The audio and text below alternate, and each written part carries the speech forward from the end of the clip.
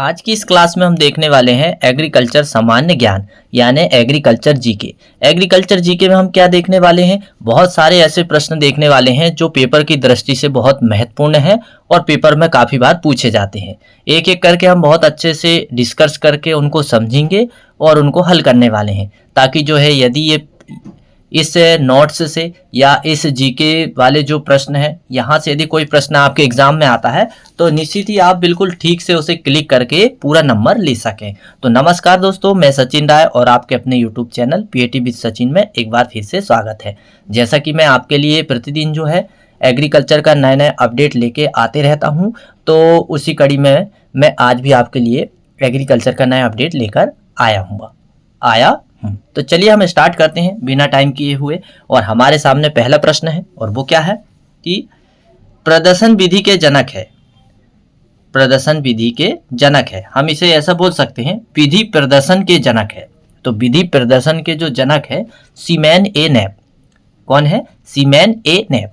तो आज की ये क्लास हमारी क्विज है, हम इसमें बहुत सारे प्रश्न हल करने वाले हैं और बहुत तेजी के साथ हल करेंगे। यहाँ से निश्चित ही है, चाहे पीएटी का एग्जाम हो, और वैसे भी अभी पीएटी का एग्जाम होने वाला, तो पीएटी के एग्जाम में तो यहाँ से काफ़ी प्रश्न आने वाले हैं। यदि जो विद्यार्थी हैं पीएटी से संबंधित एग्जाम देने वाले हैं या एनिमल का डिप्लोमा, तो उनके लिए तो ये ब्रह्मास्त्र का काम करेगा। तो चलिए फिर दूसरा प्रश्न क्या है, निम्नलिखित में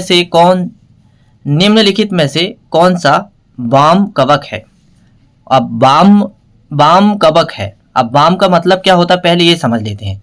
वेसिकुलर, अर्बोकुलर, माइकोराइजा, यह एक प्रकार का कवक है जो नाइट्रोजन को स्थिरीकरण करता है सहजीवी के रूप में रहकर। तो इसकी जाति कौन सी है? ये चार ऑप्शन में से तो ग्लोमस स्पीसीज जो है ये जो है वाम कवक की एक जाति है। तो निश्चित ही आपको बहुत अच्छे से समझ में आया होगा। अगला प्रश्न क्या है? अगला प्रश्न हमारा ये है कि आलू में स्तंभ कैंकर एवं काला पर्णीदार या सल्का व्रत का कारक है, यानी कि ये जो बीमारी है ये किसके कारण होती है? तो ऐसे तो ये कवक के कारण होती है। किसके कारण होती है? कवक के कारण। और उस कवक का नाम क्या है? राइजोक्टोनिया सोलानी। क्या है उस कवक का नाम? राइजोक्टोनिया सोलनी। हम इसे क्या पढ़ेंगे? सोलनी। तो यह एक कवक है जो आलू में स्तंभ कैंकर एवं काला पर्णीदार या सल्काव्रत रोग का जनक है। हालांकि ये क्लास जो है पेपर की दृष्टि से बहुत महत्वपूर्ण है। तो अब अगला प्रश्न क्या है, मूली एवं गोभी के बीच पहला अंतर्जैनिक संकरण बनाया था। मूली एवं गोभी के बीच पहला अंतर्जैनिक संकरण बनाया गया था, तो उसका नाम क्या था? रैप्नोब्रेसिका। क्या था? रैप्नोब्रेसिका। और यह काम किसने किया? कौन से वैज्ञानिक ने? यह काम जो है या यह संकरण जो है कारपेंको नामक एक वैज्ञानिक थे और इन्होंने 1927 में यह संकरण किया था। अब इसमें क्या किया जाता है, मूली और गोभी के बीच में संकरण कराया जाता है। और मूली का वैज्ञानिक नाम क्या है? रेफिनस सटाइवस। और गोभी का वैज्ञानिक नाम क्या है? ब्रेसिका ओलेरिसिया।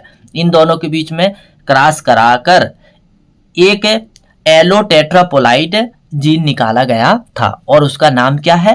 रैप्नोब्रेसिका। क्या है? रैप्नोब्रेसिका।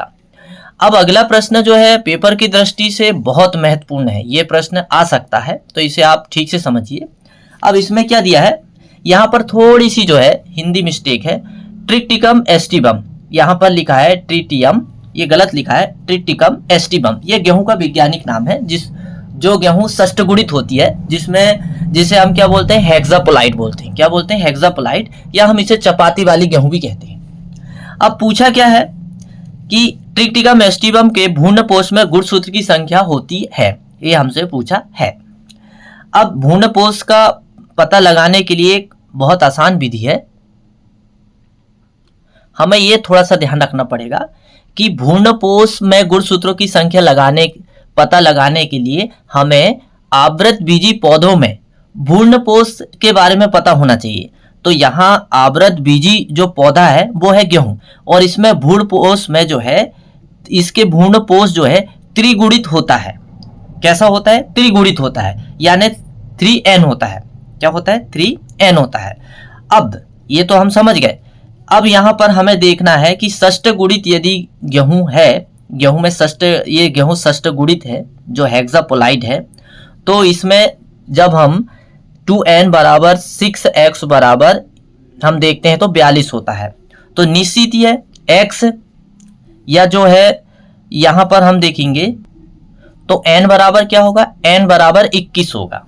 अब ये n बराबर जो 21 है, इस 21 को जो है भूर्ण पोष में जो संख्या दी रहती है, यहाँ पर त्रिगुणित है, तो हम इस n का गुणा भूर्ण पोष से हम कर देते हैं। जो भूर्ण पोष में जो भी संख्या हो या जो भी उसका प्रकार हो उससे हम गुणा कर देते हैं। तो उससे गुणा करने के बाद जो संख्या हमें प्राप्त होती है वो जो है भूर्ण पोष की संख्या होती है। तो यहाँ पर जो है 21 गुणित हम 3 करेंगे तो यहाँ पर 63 हो जाएगा।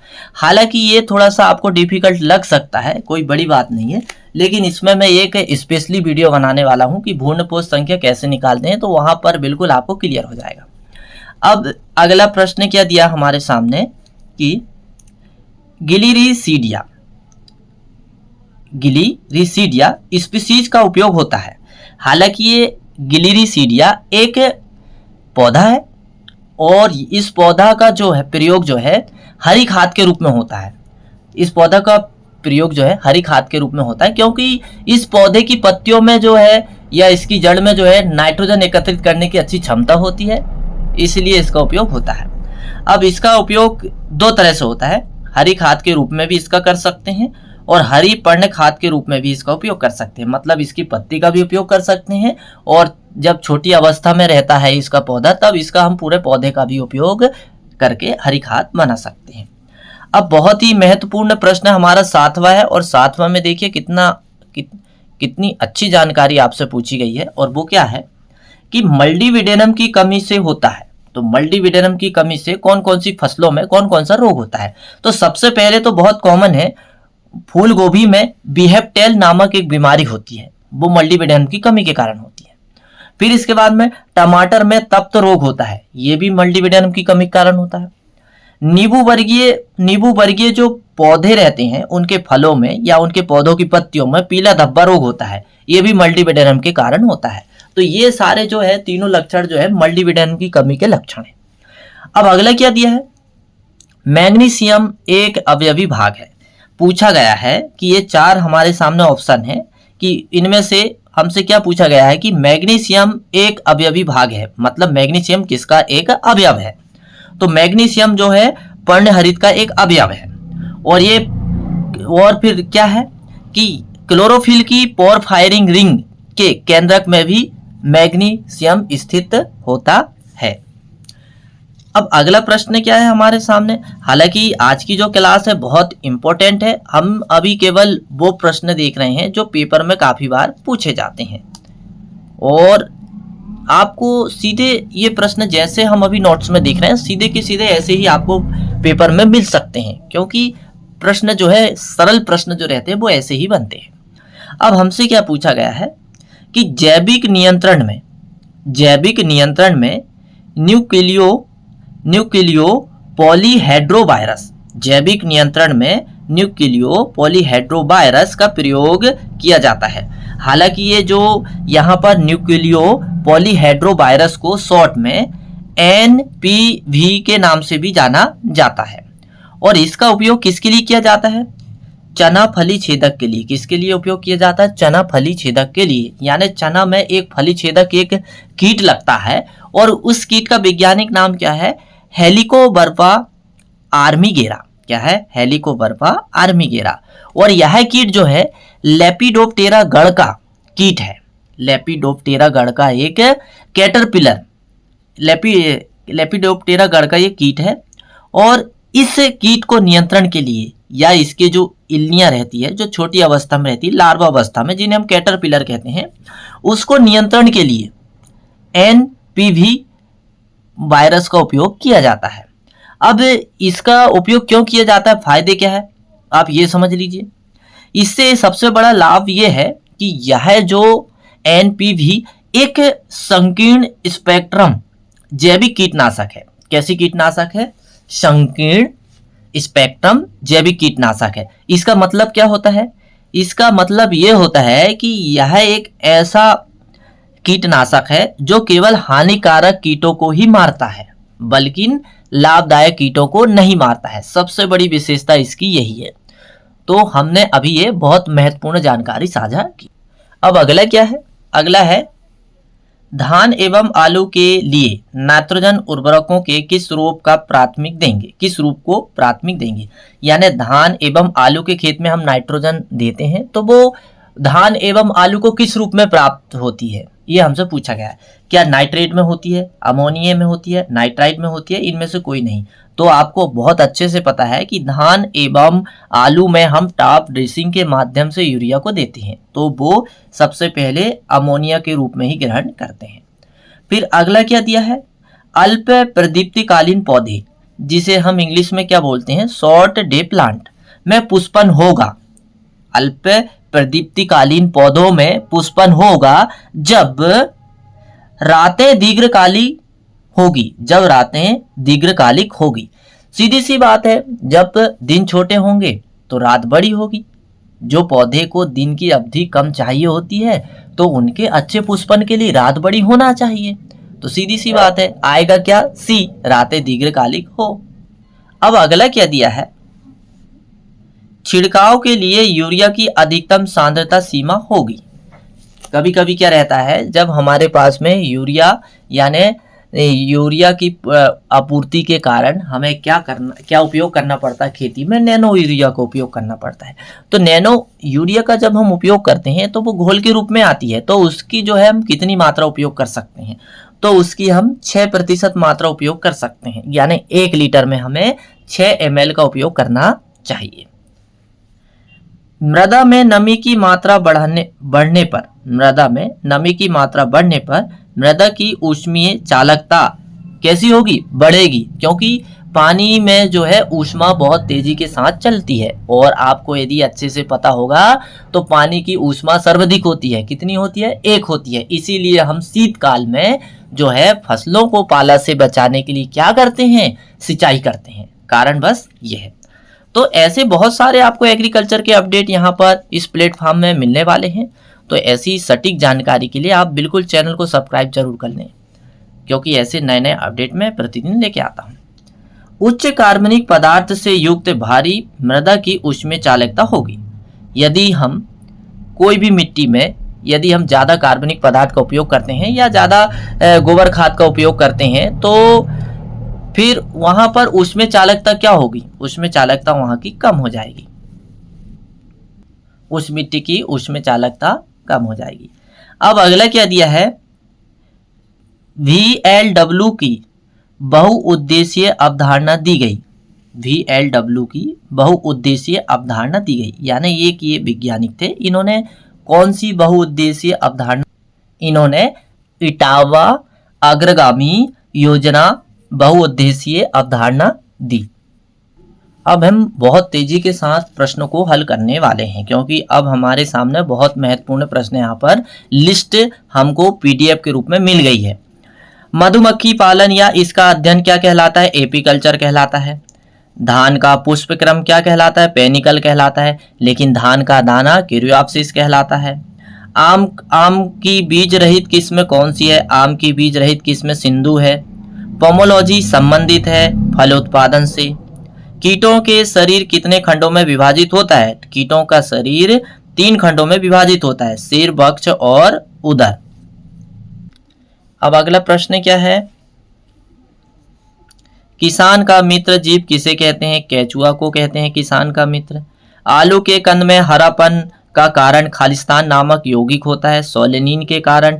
और हरा होता क्या है कि आलू में जब हम आलू की खेती करते हैं तो आलू में जब कंद बनने लगते हैं तो वहाँ पर यदि हम एर्थिंग अप यानी मिट्टी नहीं चढ़ाते हैं तो आलू जो है सूर्य के प्रकाश के संपर्क में आ जाते हैं। तो सूर्य के प्रकाश के संपर्क में जैसे ही आते हैं तो आलू के कंद में एक सोलेनिन नामक वहाँ पर अम्ल पैदा हो जाता है सूर्य के प्रकाश के पड़ने के कारण। तो आलू कैसा हो जाता है? हरा हो जाता है और खाने में कैसा लगता है? कड़ू लगता है। तो वो सोलेनिन आलू में होता है, लेकिन वो क्या है? सूर्य के प्रकाश पड़ने के कारण जो है उसमें क्या है? विषाक्तता आ जाती है। अन्यथा भूमि में दबे रहने पर आलू का कंद में यह प्रक्रिया नहीं हो पाती है और सोलेनिन जो है अम्ल दवा की दवा रह जाता है।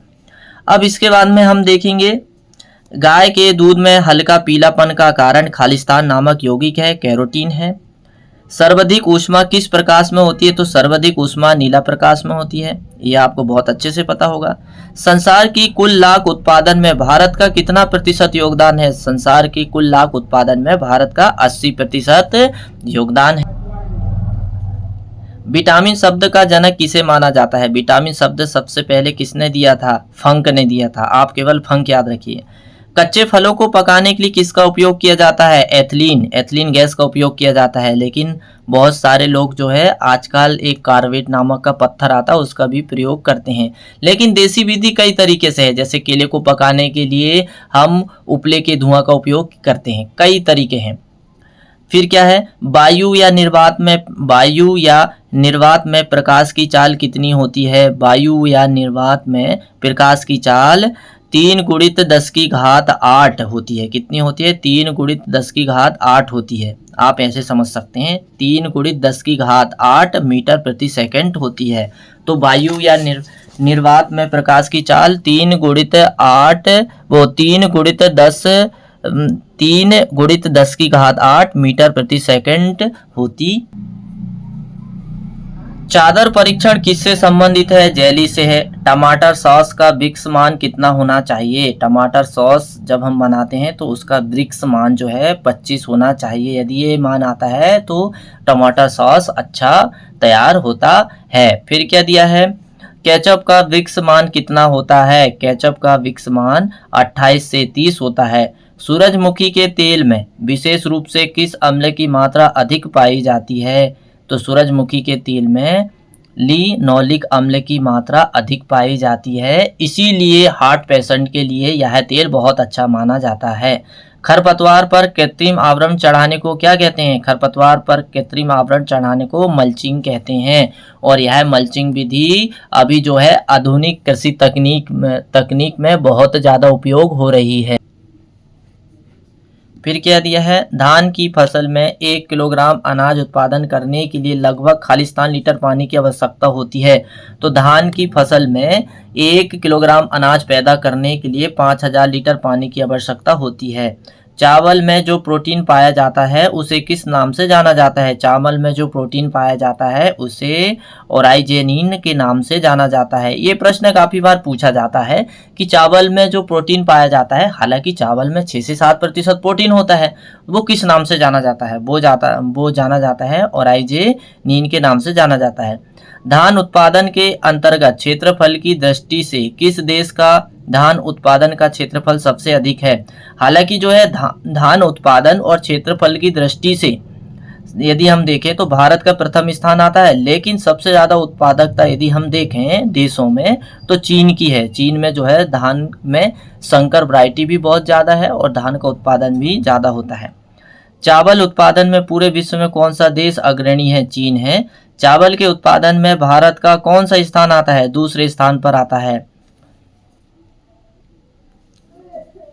फिर क्या दिया है? अंतर्राष्ट्रीय चावल अनुसंधान संस्थान IRRI का मुख्यालय कहाँ पर स्थित है? फिलीपींस मनीला पे है। कहाँ पर है? मनीला फिलीपींस में है।